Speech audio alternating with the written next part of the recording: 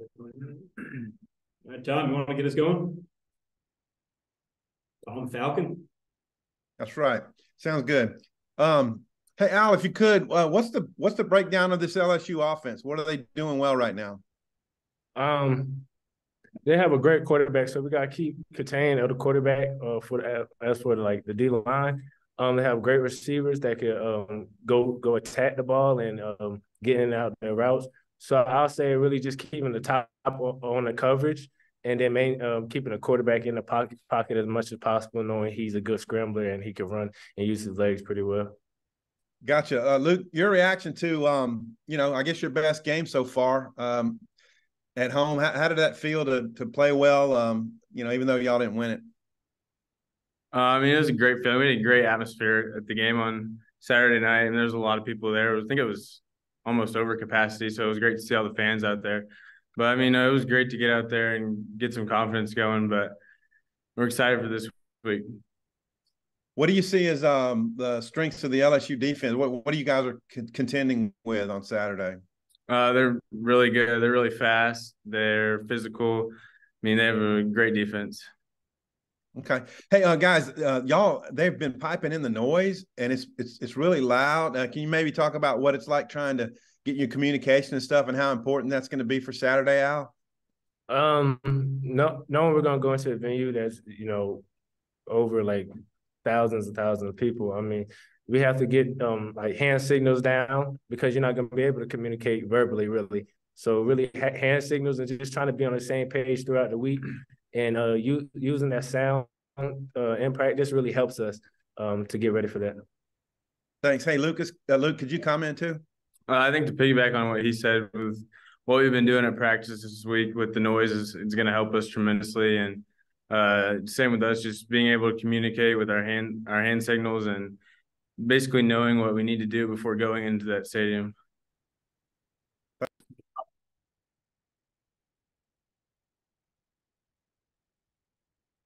Bobby with us?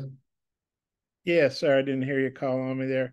Hey, Luke, your first college road games at Tiger Stadium at night. That's kind of baptism by fire. Just wondering what your thoughts are on that.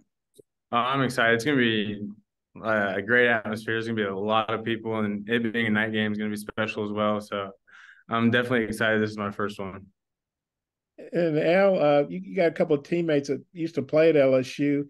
With Landon and Nudie. I was wondering especially playing in the secondary with Nudie. What's your take on what he brings to the table for you guys? Obviously, he's really good at forcing turnovers.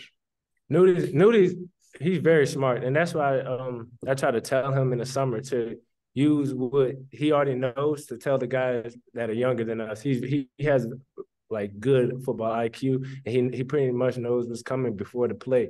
So I just try to ask him to share those things with the little guys so it can make it easier on us on the field. How excited do you think he is to be going back? He obviously played LSU, but that was here last year. How excited do you think he is to go back to Tiger Stadium?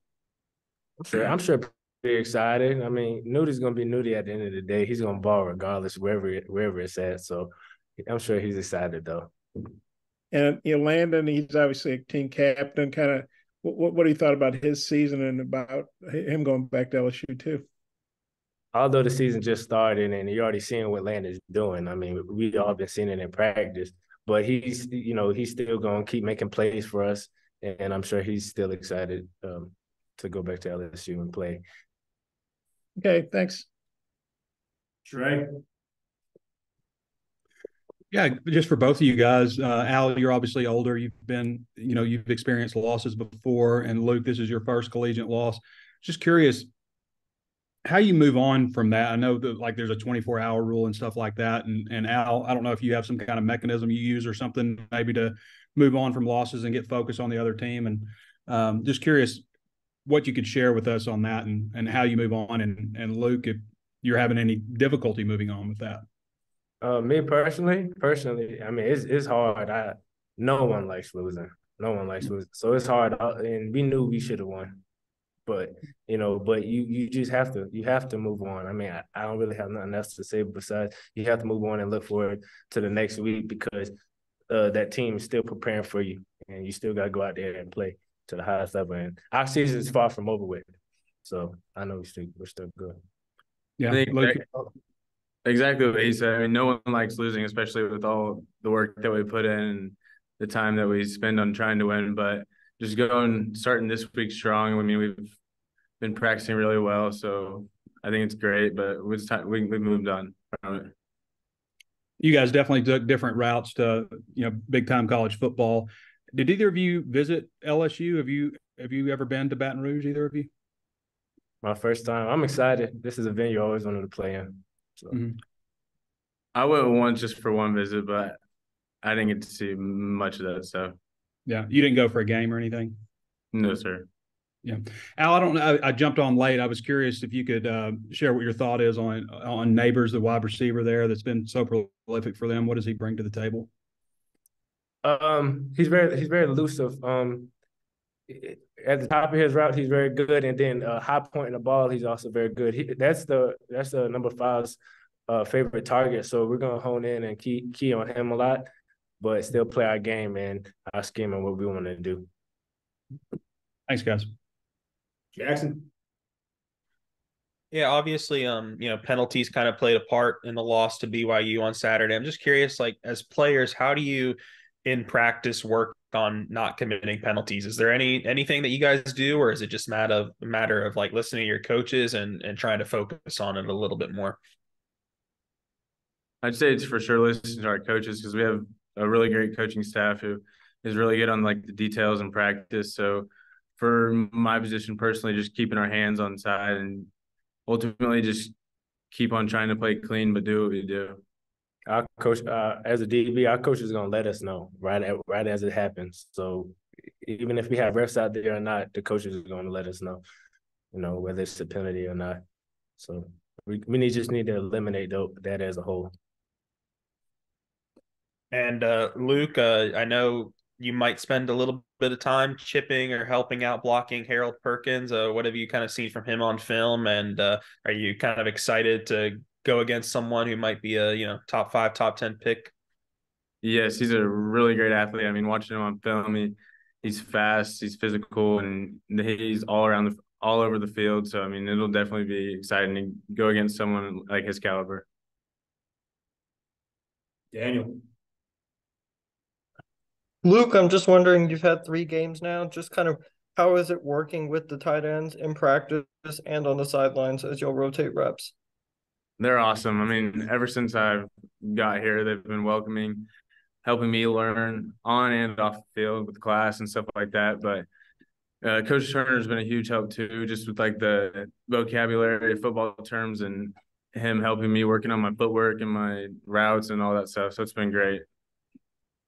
And then for either of you, whoever wants to take it, what's been kind of the overall message from the coaches through drills and stuff throughout this week in practice after this weekend? Or last weekend, sorry. You got it. You want to take it? You got it. You're older. May you repeat the question again, please? Yeah, just while y'all are doing drills and in practice, what's been kind of the overall message from the coaches? Little things. Defensively, the little things we just gotta take care of. I mean, I think that's what beat us last game. The little things, eyes, So taking care of those things will really, fix the problem. Going on into this week. Tom and Bob, last ones, please.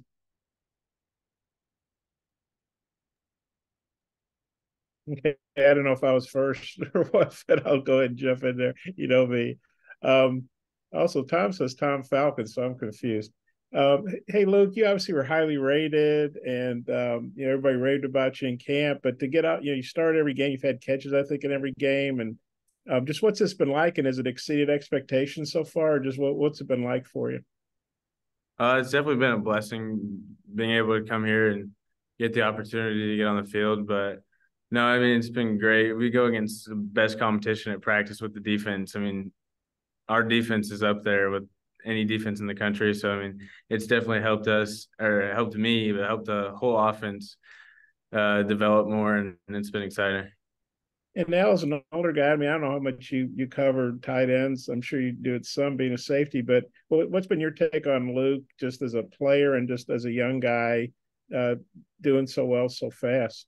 We had I believe it was like second day in pads, and we were doing bubble drill. And Luke had to block me. He put me on my butt. You know what I'm saying? That's really like I don't really get that a lot. And then from there on, I just knew Luke was a problem. And then he just kept showing me in practice the catches he made, the blocks he made, that he's a dog and he's gonna be a great one for Arkansas. I even told Coach Pitt that. So you got it. Thank you. Hey, Al, a run defense has been really good through 3 games. What's been the keys so far for you guys limiting run? It's simple. Like I said it every day. It starts with the D line. It starts with them. I mean, I really don't got nothing much more on that besides it starts with that D line. I mean, even if I wanted to come from 10 yards back to make a tackle, the D line and linebackers are already there to fit in the gaps and fit in the run. So they're taking care of that pretty well. You were talking about with the eyes a minute ago. So the misdirection stuff against BYU, is that what was the biggest problem? Yes, sir. Yes, sir. Even with a mistake I made, my eyes. You know what I'm saying? That can mess any player up, your eyes and the discipline of that. So focusing on that is very, very important. Last thing, hey, Luke, Sam Pittman said that y'all might have to chip more. I mean, is that something that could be in the game plan to help keep KJ cleaner? As of right now, we're still working on our game plan, but I mean, it's been a great week so far. We haven't finalized anything yet what we're gonna do, but we've definitely been working really hard to figure out what we can do to put ourselves in a great advantage to win. I've been carping about that offensive pass interference call. I wonder how surprised you were when that was called. I mean, I was definitely shocked, but at the end of the day, we can all do things a little bit better to make it not for the refs to throw a flag. So, I mean, I can work on going back and watching that play and figure out what I did wrong or what I gave him the opportunity to throw the flag. So that's something we can work on. All right. Thanks, guys. Appreciate it, guys.